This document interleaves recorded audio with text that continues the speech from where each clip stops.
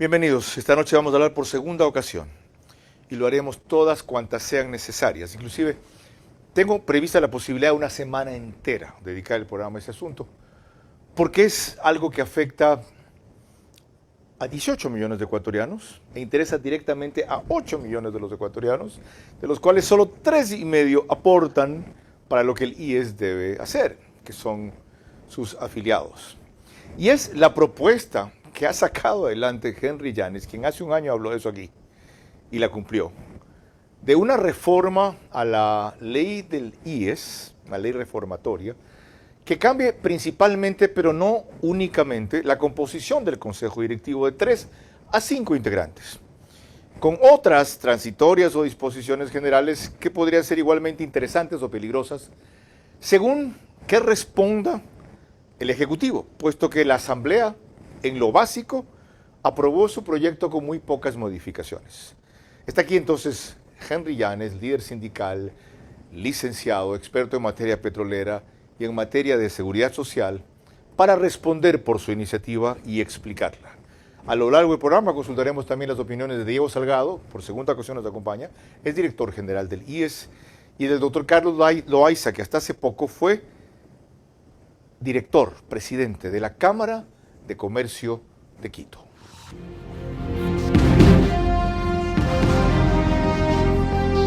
Este es Vera a su manera. Un comunicador que desde 1975 ha sacudido la televisión con formatos y estilos polémicos, sin ocultar sus simpatías ni jactarse de objetividad, pues el periodismo de opinión siempre asume una posición. Bienvenidos a coincidir o discrepar con Vera a su manera. Opinión con propósito. Democracia.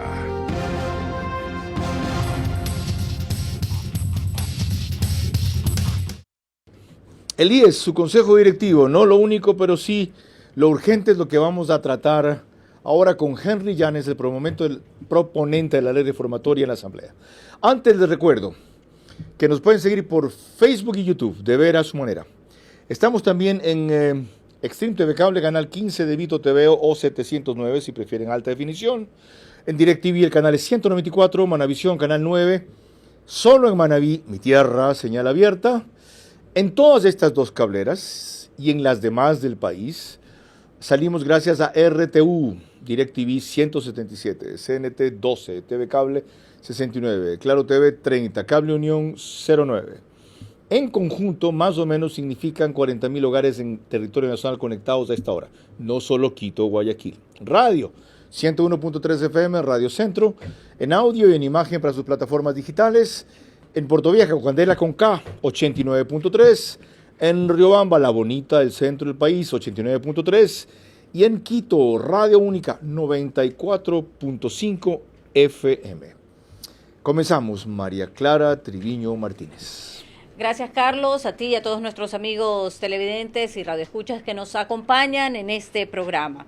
Nos parece lo más apropiado empezar por las objeciones al tema principal, pero no necesariamente lo más importante de la propuesta de Henry Llanes, que es la forma de ampliar el Consejo Directivo del IES de 3 a 5 miembros. Así comenta para Del Día a la Noche el economista Augusto de la Torre, quien durante el gobierno anterior encabezó la comisión encargada de proponer al cabo de 3 meses reformas completas al IES. Con respecto a la composición del directorio, mira, esto es mucho ruido y pocas piedras, porque no sé qué se va a conseguir con ello. Me parece que si hay algún beneficio sería muy marginal.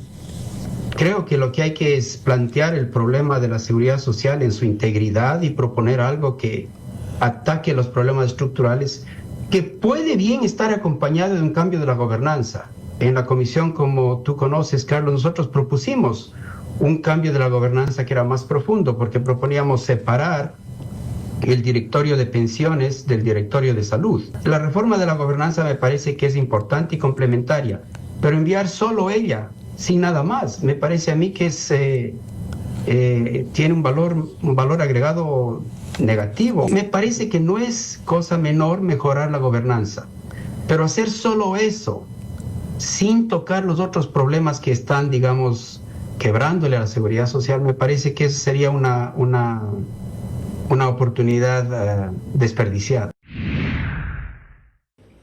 Empecemos entonces, Henry Llanes, por estos argumentos de Augusto de la Torre. Bienvenido y gracias por aceptar la invitación en el set de manera presencial, donde usted sabe que podemos interactuar mejor y evacuar estos temas con más frontalidad y celeridad.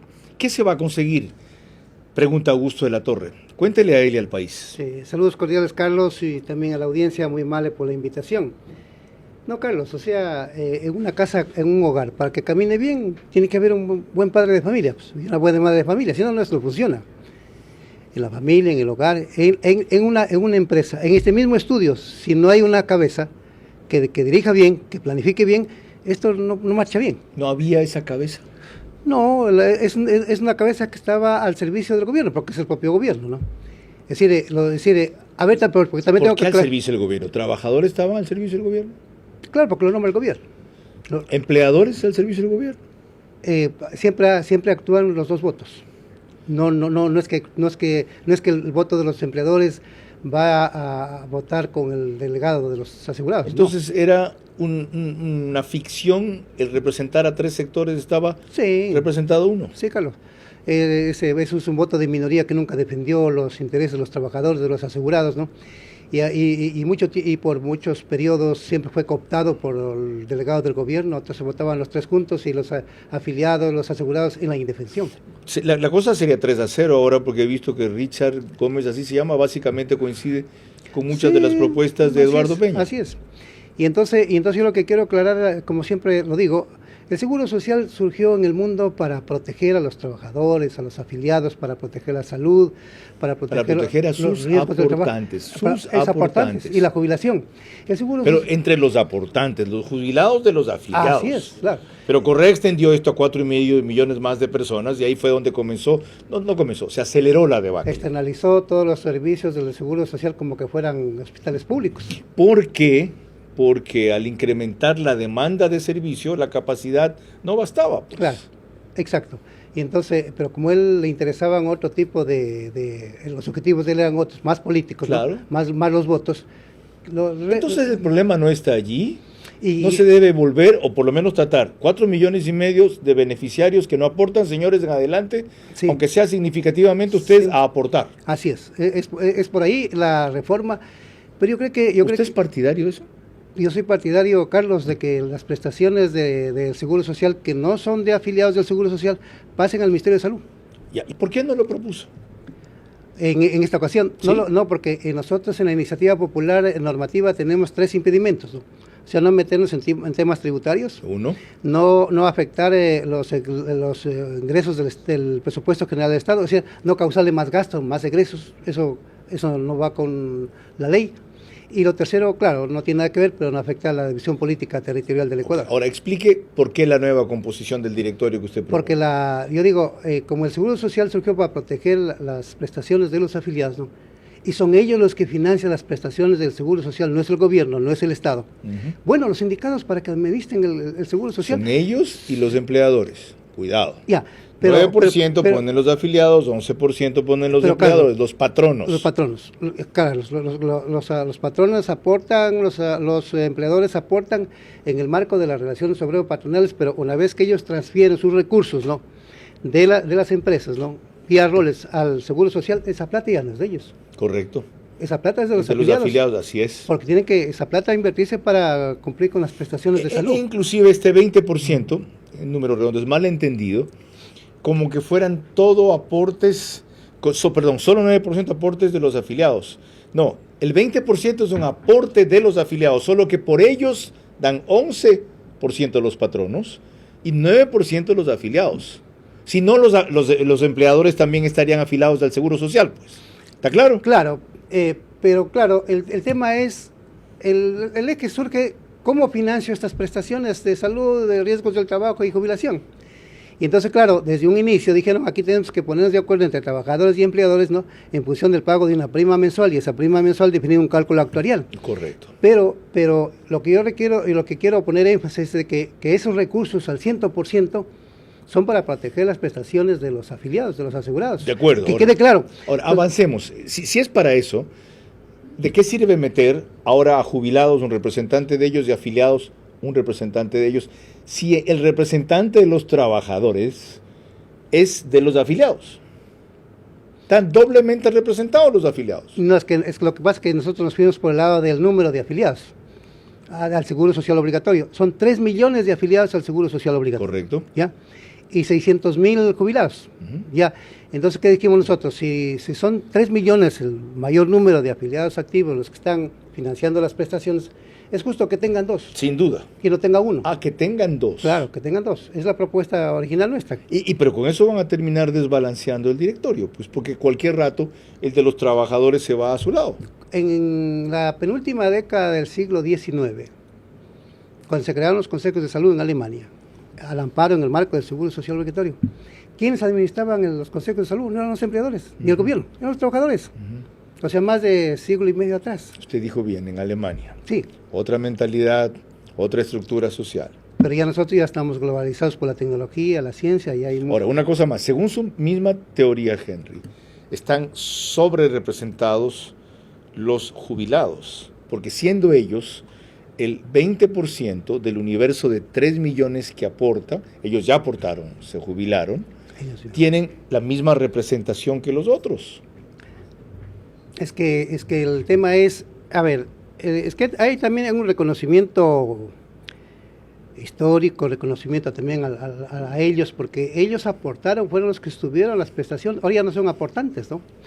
O sea, gracias a que ellos echaron el IES de encima, claro, 40 años tenemos ahora lo que tenemos. Así es. Y entonces justo que se reconozca a esta gente que lo sostuvo el Seguro Social en épocas tan difíciles, ¿no? De los años 70, años 80, años 90 y la primera década del presente siglo. Estamos empezando a entender la propuesta de Henry Llanes. Sigamos en esa línea.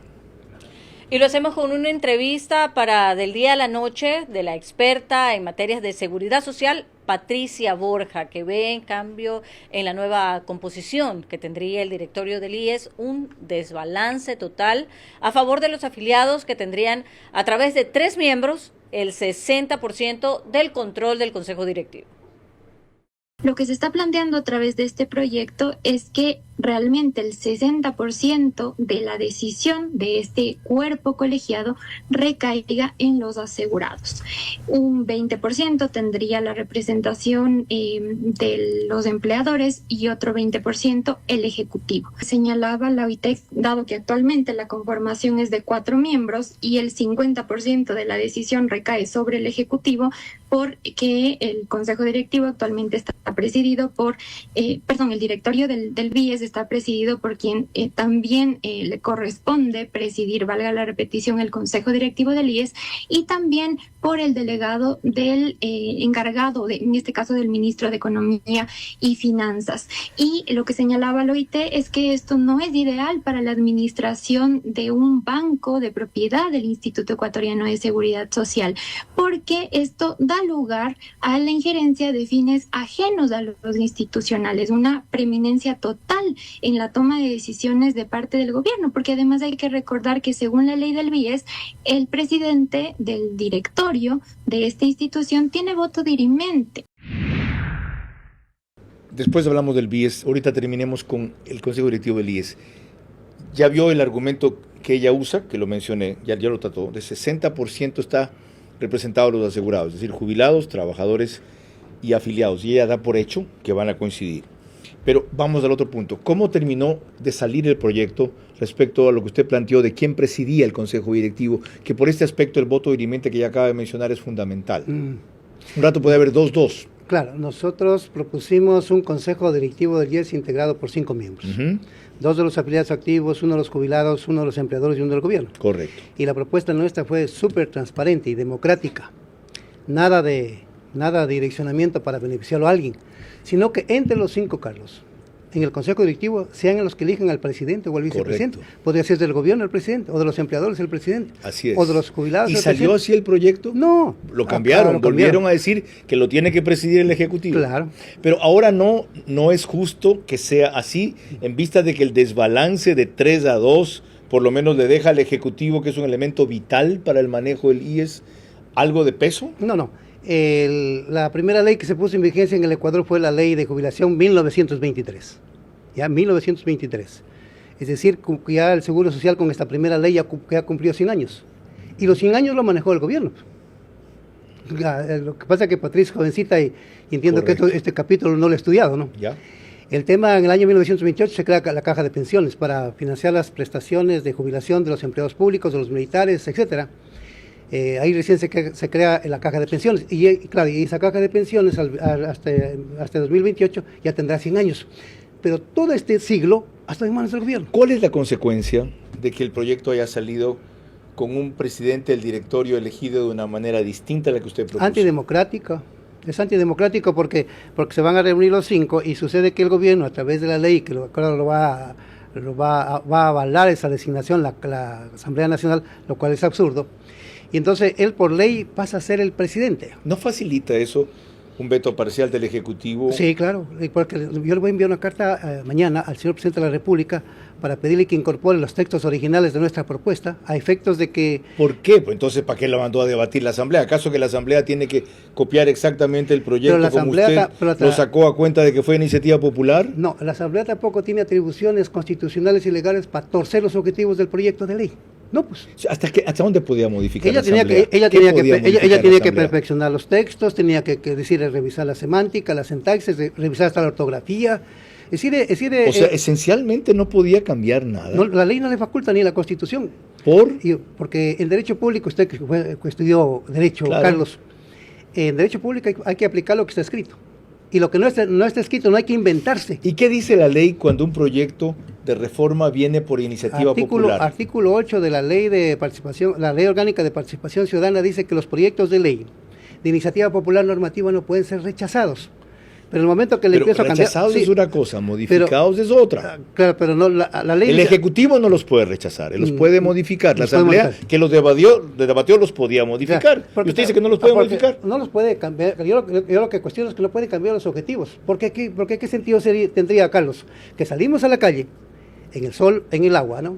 Más de 500 brigadistas del sector de los jubilados, 75.500 firmas, ¿no? Y que venga a la Asamblea y le cambie. O sea...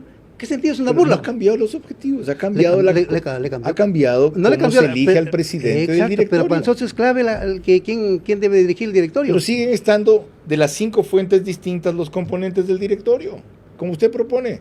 Sí, pero en cambio, la dirección, ¿quién la tiene? El delegado del gobierno. No, si hay 3-2, como seguramente va a salir.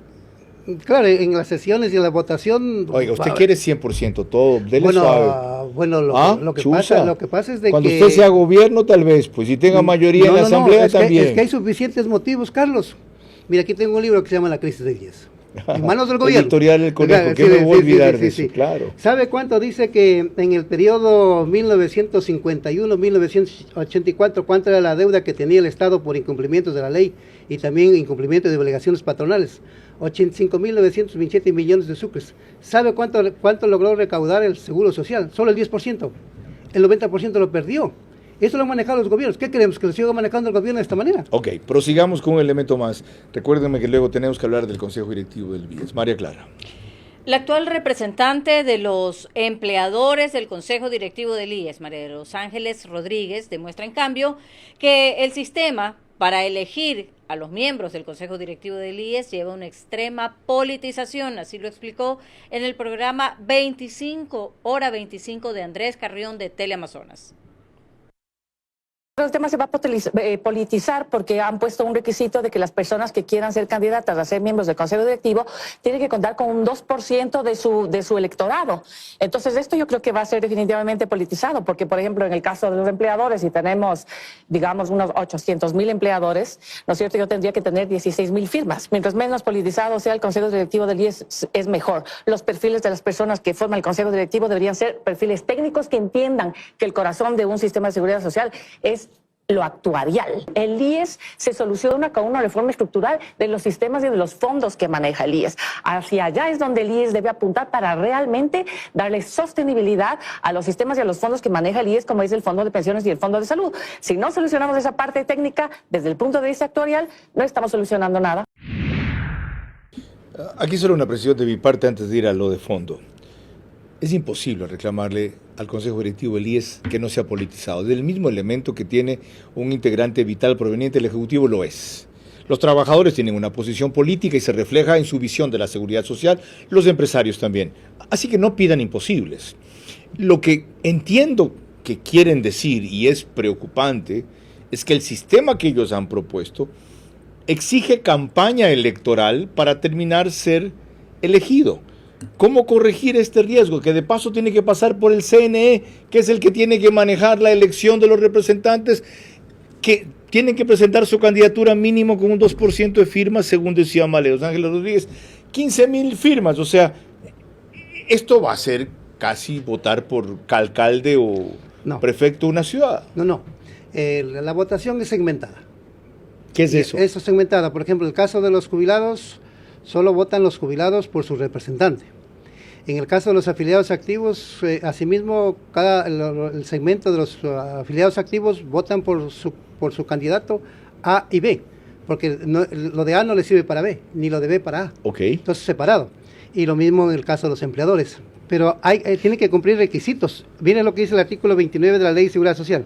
Para ser integrante del Consejo Directivo del IES se requiere estar en goce de los derechos políticos, acreditar título profesional y haber ejercido con probidad notoria la profesión o la docencia universitaria o algún cargo de responsabilidad directiva en actividades privadas o públicas y acreditar experiencia en el desempeño de ellas por un periodo no menor de 10 años. Sí, pero eso no llena el requisito que exigía ahí María Los Ángeles Rodríguez, perfiles técnicos. Alguien puede cumplir perfectamente con todos esos requisitos, pero no saber un carajo de seguridad social. Yo lo quería incluir, pero dije que me voy a extender demasiado y aquí van a hacer más problemas, porque la propuesta nuestra era una palabrita más y acreditar experiencia suficiente en seguridad social. No, nosotros sabemos que queríamos ampliar. ¿Qué? Que sean gente especializada en manejo de seguros sociales, que sea gente que haya investigado, que haya estudiado, que haya hecho publicaciones en materia de seguro social, que haya hecho reformas institucionales en materia de seguridad social. Eso queríamos proponer nosotros. Es decir, pero si lo digamos, nosotros pensábamos que si le abríamos más esta cosa, esto iba a tener más problemas. Es decir, el representante de los jubilados, ¿cómo se elegiría? Entre las varias asociaciones de jubilados los jubilados son directamente, a través del sufragio. ¿Por qué, Carlos? Votan. Claro, votan. Los 600,000 jubilados van a votar y eso lo maneja el CNE. Eso lo maneja el CNE. ¿Y quiénes son los candidatos que pueden aspirar a ser representantes de los jubilados? Previamente tienen que ser calificados según esos requisitos. Sí, según esto, y luego tienen que cumplir con el 2% de firmas de respaldo, es decir, un jubilado para que quiera ser candidato tiene que tener 13,000 firmas. Okay. Y un afiliado activo para que quiera ser candidato tiene que tener más de 60,000 firmas. O sea, entonces de esa manera se puede tamizar. Pero la mayor politización, Carlos, lo que decía María de Los Ángeles, le voy a decir. Miren, en el año 82, cuando el doctor Enrique Gallego Sáenz era el director general del IES, de acuerdo, él lideró con todos los recursos del Seguro Social de los Trabajadores la creación de ese partido político que se llamaba Pueblo, Cambio y Democracia. ¿Qué mayor politización que esa? Ya no puede haber otra. ¿Y la de Richard Espinosa? Esa fue peor. No, y vamos a la de Ramiro González. ¿Y la de Ramiro González? Ramiro González fue desde el 1 de julio del año 2008 al 15 de mayo del año 2013, fue el presidente del Consejo Directivo del IES. ¿Sabe que llevó una nómina de 25,350 personas? Aquí está. Y ahí estaban callados los representantes de los empresarios. Y todos los analistas, ¿no? Nosotros hablábamos, los representantes de los empresarios estaban callados. Y aquí se creó el movimiento político Avanza. El segundo hecho, con los recursos de los trabajadores. De ahí viene Richard Espinosa Guzmán, desde el 24 de marzo del año 2015 al 4 de diciembre del año 2017, él llevó una nómina de 25,557 personas. Qué bestialidad. Y creó un partido político que se llama Cambio Generacional. Ajá. O sea, 3 organizaciones políticas y que nadie dijo nada de la forma como se manejaban los recursos. Y qué importante que lo mencione, Henry Llanes, porque ahí entienden la bronca del señor. Ahí entienden por qué no propone una cosa distinta a la que reclaman los de los perfiles técnicos. Yo también lo entiendo. No lo comparto, pero lo entiendo. Y los que estuvieron calladitos entonces, hablan ahora. María Clara. Cuando volvamos en el siguiente bloque, más opiniones para el tema que tratamos el día de hoy. Por ejemplo, Francisco Andino y Eduardo Manzano nos dan sus criterios. Así también se une a nosotros como panelista vía Zoom Diego Salgado, ex asambleísta y ex director general del IES. Es inevitable ya cambiar la composición del Consejo Directivo del IES, pero no para terminar con un remedio que agrave la enfermedad. Aquello debe ser un paso para entender que el modelo, no solo la estructura, debe cambiar, sino el colapso vendrá en 4 o 5 años. Les recuerdo que el reprise de este programa es por OnePlus, canal 14, el mismo número en las 3 cableras que lo reproducen, eso sí, 48 horas después y 6 de la mañana. Todos los horarios, todos los públicos. Recuerden que 6 de la mañana aquí es 1 de la tarde más o menos en Europa. El canal 14 en Extreme TV Cable, CNT y Claro TV. En el periódico digital Ecuador en Vivo sale un resumen y una síntesis apenas concluye en su portal principal y página de noticias. En Estados Unidos vamos en simultáneo por Macro Digital, más cerca de ti. 1 hora diferida tienen ellos, no es que sale 1 hora después, por si acaso. Y estamos en Puyo a través de Nina Radio 104.7 FM, que pone el reprise al día siguiente, 13 horas. En futuros programas me voy a poner un cuadro en todos los medios que estamos, aparte de las redes sociales, para que ustedes comprendan las opciones y algunos no se confundan. María Clara.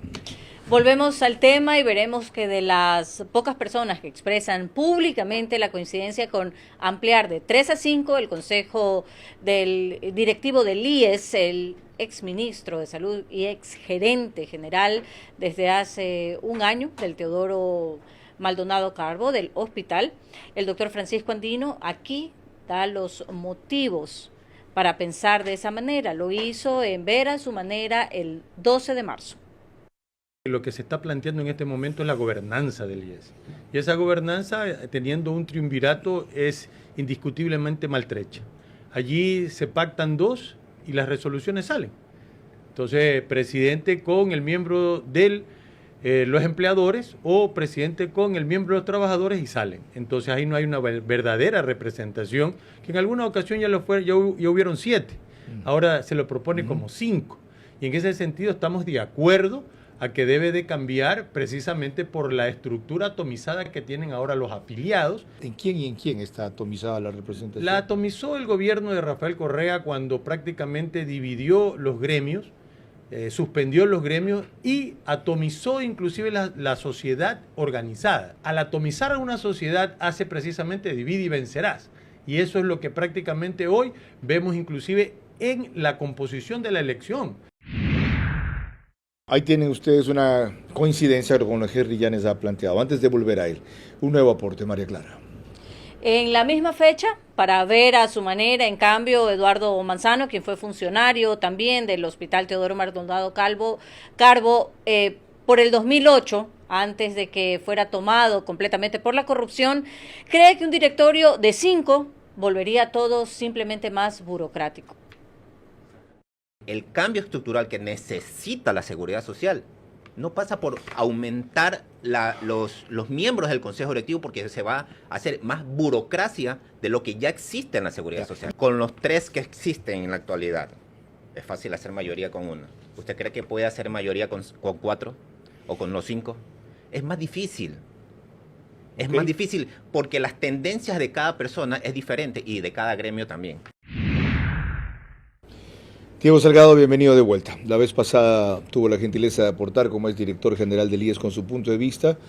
Dijo principalmente que cambiar la gobernanza del IES es importante, pero mucho más lo es atacar el problema de estructura, y para eso ustedes habían dejado un proyecto de ley de aproximadamente 400 páginas. ¿En qué contraría o difiere eso, esa propuesta de ustedes, de lo que finalmente ha terminado de aprobar la Asamblea y va al Ejecutivo? Adelante. Qué gusto, Carlos. Gracias por la invitación. La verdad es que no contraría. Sin embargo, yo debo insistir en que los problemas de la seguridad social administrados por el IES son más profundos, ¿no? Son temas que tenemos que pensar cómo financiar, cómo lograr que se sostenga la seguridad social, tanto en lo que tiene que ver con salud y sobre todo en pensiones, de aquí a 50 años, de aquí a 100 años. Ya lo que aporta el Estado hoy son 3 puntos del PIB, más o menos. Nunca cumple el 40%, que es el mandato legal. Está alrededor, en promedio, del 28%. Y eso también le vuelve complicado. No se diga la situación económica del país, que no ha dejado de ser crítica en el sentido de generar producción, generar trabajo, y con esto puedes tener más afiliados que puedan sostener la seguridad social. Ya, si eso era así, ¿cuál era la propuesta de ustedes? No le pido que me la detalle. El concepto, la idea central para atacar el problema de financiamiento del IES que usted ve como fundamental. A ver, yo creo que son básicamente los temas demográficos. Hay que entender que los ecuatorianos hoy vivimos más. Se ha mejorado la calidad de vida, se ha mejorado la atención. Obviamente el mundo inteligente ha inventado medicamentos, etcétera, etcétera. Entonces, ahora vivimos más. La ley de 2001, la ley de seguridad social, tiene una fórmula en que las mujeres pueden jubilarse a los 60 años y los varones a los 65 años, y en ese momento pensando en que más o menos iban a vivir pensionados 10 años más, con pensiones. Pero ahora el promedio de vida está sobre los 75 años. Ya el BID habla de que en muy poco tiempo vamos a vivir hasta 100. Pero entonces eso es lo que tiene que ser ajustado. No avanza, desgraciadamente, en gobiernos anteriores, con más bien acciones populistas, ampliaron el número de beneficiarios. Los hijos de los afiliados. De acuerdo. Lo hemos tratado. Antes solamente era hasta los 3 años, ahora es hasta los 18. Sí. Y eso le cuesta al IES $250 millones al año más. Lo dijimos Por aquí. citar un ejemplo. Sí, gracias. No es por no decirlo, lo dijimos y es importante recordarlo. Pero la primera conclusión sería, de lo que usted analiza el aspecto demográfico, hay que prolongar o hay que aumentar la edad de la jubilación. La fórmula no la vamos a discutir en el programa. La segunda sería incrementar los aportes de los afiliados también. Sí, Carlos, yo creo que es importante que se aumente el aporte de los afiliados, tanto los afiliados, trabajador, como del empleador. No estoy seguro. Uno de los escenarios puede ser el que en algún momento el vocero del IES, el presidente Peña, habló de incrementar a un 30%. Sí. Mire, ese es un escenario. Sin embargo, el que nosotros planteamos y que está en la ley, en el proyecto de ley, perdón, y en el proyecto también propuesto por la comisión que generó el presidente Lasso en su momento, y es un aumento gradual. Esto en 20, 25 años, a lo mejor llegar a ese 30%, a lo mejor no, a lo mejor llegar a un 25, a un 22, a un 27. Eso se hace a través de estudios actuariales. ¿Y quién es el llamado a hacer esos estudios actuariales? Porque todos los días lo hace el propio Instituto Ecuatoriano de Seguridad Social. Mil gracias. Es más. Hasta ahí tengo que llegar, 1000 disculpas. Tiene pendiente usted un viaje acá, que tiene que hacerse, discúlpeme. Le pasé invitando un año, así como Henry se ha hecho el suyo. A ver, muy amable. Ok, usted no puede desconocer el factor demográfico. ¿Cómo lo van a enfrentar? ¿Jubilación debe ser más tarde o van a haber jubilados más tempranos y eso desfinancia el IES por miles? Y aportes, si no dan más, esto se hunde. ¿Cuál es su propuesta para eso? Lo que pasa es que el tema del manejo del seguro social tiene agujeros negros enormes que solo son comparables con los que están en el espacio. O sea, su propuesta es tapar los agujeros negros. Claro, es que lógico, ¿y quién ha creado esos agujeros negros? Es el propio gobierno, ¿no? O sea, entonces, si se combate la corrupción, alcanza para todo, como dice Bukele. Sí. Deme ejemplos. A ver, vamos con aquí ya le enseñé una cifra, ya. No, pues usted me dijo, no va a aumentar la edad de jubilación, ¿verdad? No. Y mire usted que yo le sé... ¿Mantiene la edad de jubilación? Sí, igual las cosas como están. Ya. ¿Mantiene los aportes? También. ¿Tapa los huecos negros? Sí. ¿O cuánto saca con eso? A ver, es que el Seguro Social ha perdido miles de millones de dólares. Pues. Lo sé. Y entonces, deme una estimación, Henry. ¿Cuánto saca con eso? Yo diría, solamente en deuda, que lo dice Diego Salgado, que está aquí. Dice que él le debe al Seguro Social, aquí está el oficio, que le envió al ministro de Economía y Finanzas. Sí. Solo por salud, acumulada que el Estado no ha cobrado desde el año 2006, en salud, desde que no ha cobrado del año 2006. Y el 40% que no paga el Estado desde el año 2002, ¿sabe cuánto es la deuda, Carlos? 10.051 millones de dólares. ¿Y sabe cuándo le van a pagar? Nunca. No, tampoco. Nunca. En 20 años, Henry, Nunca. tal vez le paguen 500 por año. Ay, es que no es así, pues. Pues es que nosotros le hacíamos la propuesta. Es que el gobierno tiene la sartén por el mango. Y además no tiene plata. Pues que nosotros le proponíamos que el Seguro Social sea accionista de los sectores estratégicos de la economía nacional, para que pueda pagar. Este es un problema, la deuda. Pues usted habló de huecos negros. ¿Qué otros hay? Este es la uno. Ya. Verá, hay otro. No, pues aquí tengo yo, por ejemplo, la liquidación de la deuda del Estado. Verá que este es el tercer periodo, pero me voy a referir al segundo, porque el primero ya lo dije. Sí. La liquidación de la deuda del Estado. Ya, del 31 este es desde el año 1985 al año 2007, que incluye interés hasta mayo del año 2008. Mira lo que dice. No, es que esta es una maravilla cómo se ha manejado el Seguro Social. El monto en dólares por el tramo 2007 de la deuda del Estado al IES alcanza a 351,000, y luego del periodo anterior del 85 al año 2000, el mismo monto total. El monto total de la deuda del Estado, aplicando el método de desagio, es de 888.3 millones de dólares. Y los delegados del IES saben lo que dicen.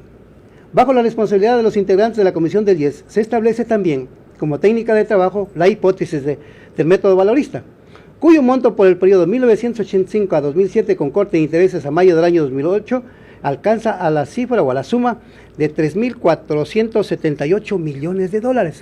Pero la licuaron a la deuda y el Estado le terminó pagando 888.3 por el cambio de método. ¿Y sabe de qué criterio partieron? De que como que el sucre se hubiera cotizado frente al dólar desde 1985 al año 2000 de 25,000 sucres por dólar. Mire esa brutalidad, y esos son miles de millones de dólares de pérdida. Lo que le hicieron a todos los afectados por el desastre bancario en el año 90. 2000. En el año, y esto fue antes. Esto fue antes, claro, del 85 al 2000. Ok. Ya, y el año 90, Carlos, manejando el estado de la economía de este país, cuando le llevó a 25,000 sucres a fines de los 90, la cotización del sucre frente al dólar. ¿Qué significó eso? Enorme pérdida de dinero de los aportes, pues. Oiga, Henry, ¿y usted cree que los afiliados no van a tener intereses también y a ser infiltrados por la partidocracia que corrompió esto? No. ¿Usted cree que los jubilados no van a ser efectos? ¿Usted ha visto lo que es Richard Gómez, el representante de los trabajadores? Petrolero. Richard Gómez fue el que rompió el FUT haciendo la CUT correísta. Sí, ganó Lazo, se hizo lacista. Está en el gobierno Noboa y vota con Eduardo Peña. ¿Y usted cree que son angelitos los de los jubilados y los afiliados? El Ecuador y la comunidad, los sectores tienen que aprender que los que no tienen ética pública y moral pública nunca pueden llegar a ser dirigentes ni gobernantes del Estado. Pero están en todas partes, no solamente están en el gobierno, en los empresarios, también están en los trabajadores, en los afiliados. Pero depende de la cabeza. Yo fui dirigente petrolero, Carlos, 5 años. Jamás. En mi periodo alguien sacó la uña para robarse. Pero usted juzga por la excepción, usted es una excepción. No, pero hay que usted formar. Es un caso raro. Hay que formar. Lo que está haciendo demuestra que es un caso raro. No. Sí, y ¿sabe qué? Yo lo he dicho y lo repito, admiro a este señor por eso. A sus años, con sus canas, se ha echado encima un trabajo que debían haber hecho los jóvenes en este país, y a sus 60 y tantos, creo que es menor que yo, lo hace. Se va a la calle, coge 500 voluntarios, recoge 75,000 firmas y tiene hoy a este país, él, solito, con ese apoyo, solito, discutiendo reformas a la seguridad social, él. Así que los jóvenes que reclamen una oportunidad no la pidan, tómensela, como ha hecho él. María Clara. Cuando volvamos en el siguiente bloque, tenemos como invitado y panelista vía Zoom a Carlos Loaiza, expresidente de la Federación Nacional de Cámaras de Comercio.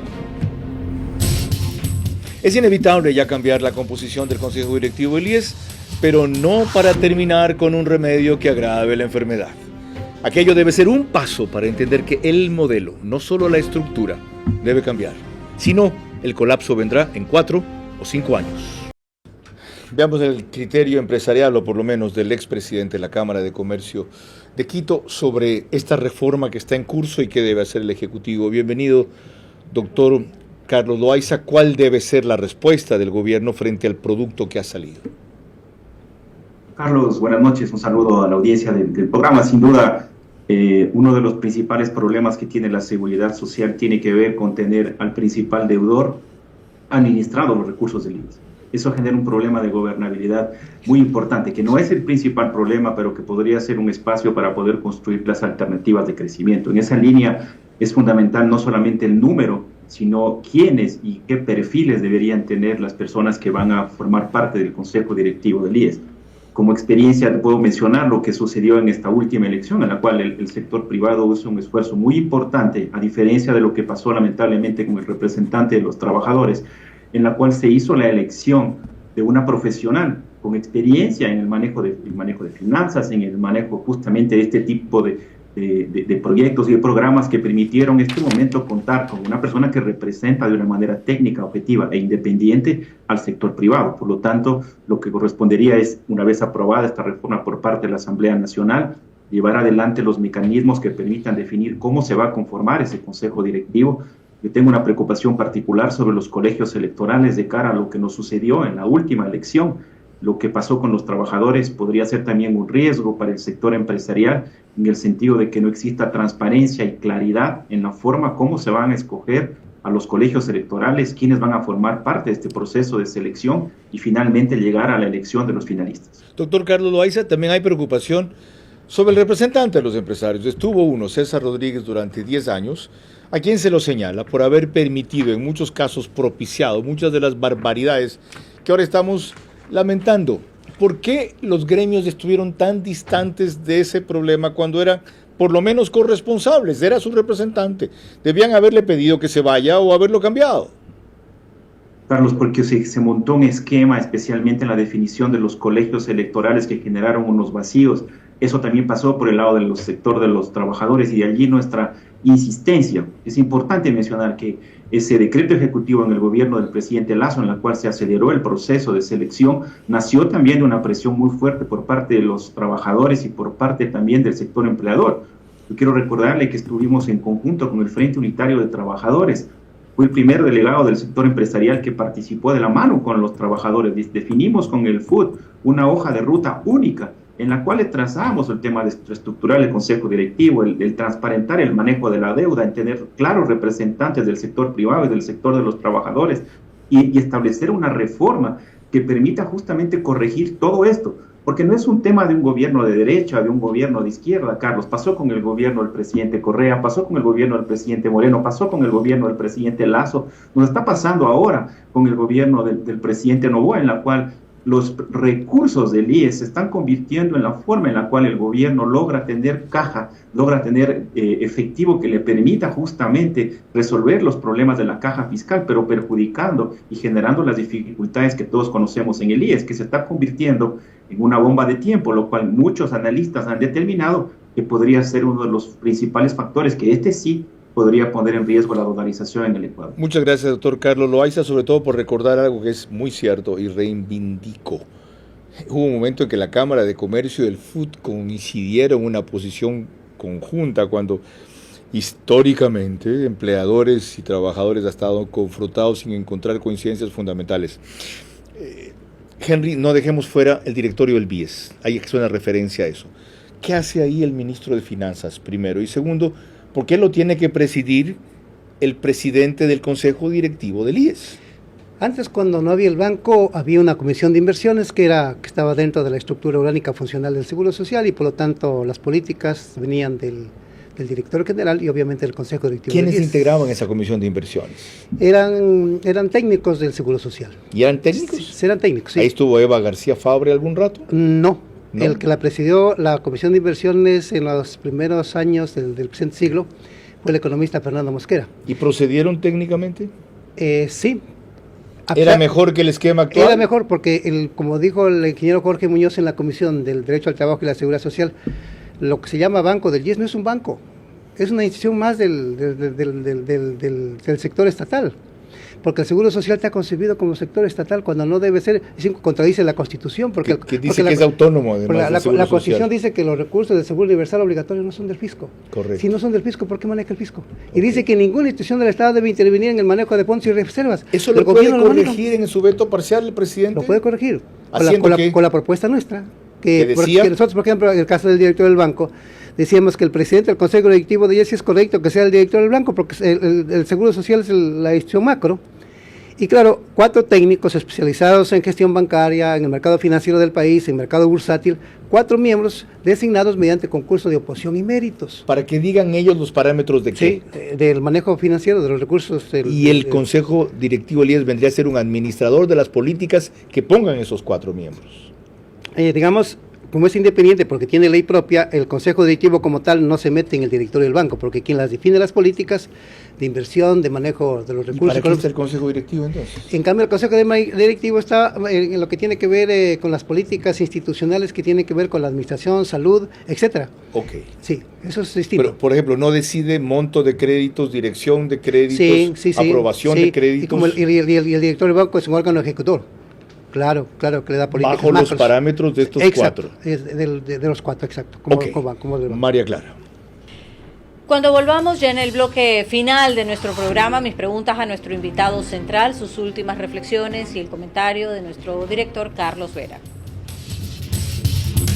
Es inevitable ya cambiar la composición del Consejo Directivo del IES, pero no para terminar con un remedio que agrave la enfermedad. Aquello debe ser un paso para entender que el modelo, no solo la estructura, debe cambiar. Si no, el colapso vendrá en 4 o 5 años. Parte final de este programa. Uno más de la serie que haremos sobre la seguridad social. Uno de los protagonistas tiene que ser Henry Llanes. Otro ha quedado en venir de Washington a defender sus propuestas de aquí, que ha sido Augusto de la Torre. Haremos por fin una semana entera sobre el tema de la seguridad social, que es demasiado vasto y complejo como para evacuarlo en un solo programa, pero sobre los principales puntos de la visión y de la propuesta de reforma de Henry Llanes hemos cumplido ya. La complementamos con esto de María Clara Triviño. Gracias, Carlos. Ahora corresponden las preguntas para Henry Llanes, nuestro invitado central, recordándole que deben de ser respondidas en términos de sí o no. La primera pregunta para usted. Si el presidente modifica la composición del directorio, pero lo amplía, como usted plantea, ¿sigue apoyando el proyecto, sí o no? Sí. La segunda. ¿Reconoce que de un desbalance de 2-1 a favor del Ejecutivo va a pasar a otro desbalance de 3-2 a favor de los afiliados, sí o no? No. La tercera, un consejo directivo que tenga representantes de afiliados por votos y no por méritos académicos, ¿podrá impulsar una reforma técnica, sí o no? Sí, pero también es en función de méritos también. La cuarta pregunta, ¿coincide que el problema de fondo del IES, ahora más que estructural, es de modelo y este debe cambiar, sí o no? Sí. La quinta y última. El Consejo Directivo tiene herramientas suficientes para combatir el mal mayor del IES, que a juicio de muchos ha sido la corrupción, ¿sí o no? No, la actual no. Muchas gracias, Carlos. Henry, ¿cómo evitamos que su buena fe y convicción en esta reforma termine en una distorsión y no en un verdadero cambio? Y por esa vía se saque la conclusión equivocada. Ya ve lo que quieren los sindicalistas, los izquierdistas, los representantes, los afiliados. Pura cuestión demagógica, razón de más para hacer otro camino. Para llegar al Consejo Directivo del IES es una tarea bien dura ahora con la reforma, porque la gente tiene que tener méritos, que tiene que formular su programa ante todos los afiliados, en el caso de los afiliados activos y en el caso de los jubilados igual. Es decir, que es gente que tiene que debatir, gente que tiene que exponer. Ya, o sea, Henry, si es así entonces, hasta que elijan a los nuevos miembros del Consejo Directivo, fácil van a pasar 6 meses, usted sabe que está el CNE y sabe qué va a ocurrir. El Ejecutivo tiene lista, aquí lo dijo Eduardo Peña, una reforma integral de la ley que se aprobará con más facilidad que la suya y tendrá al final una transitoria que diga todo lo aprobado antes queda automáticamente derogado si se opone a esta ley. No, encajonan su reforma. No tan así. ¿Por qué? Porque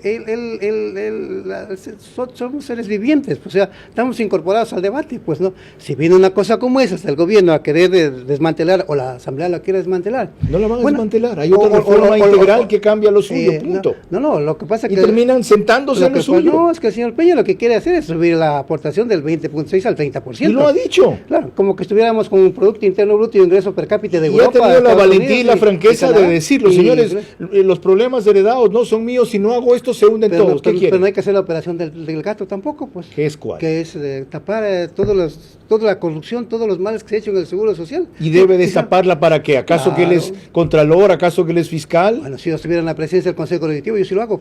Yo sí lo hago, Carlos. Le cambio al seguro, con todo el ñeque que hay que hacerlo, pues. Yo sí lo reestructuro, le doy la vuelta, le doy un giro de 180 grados, pues.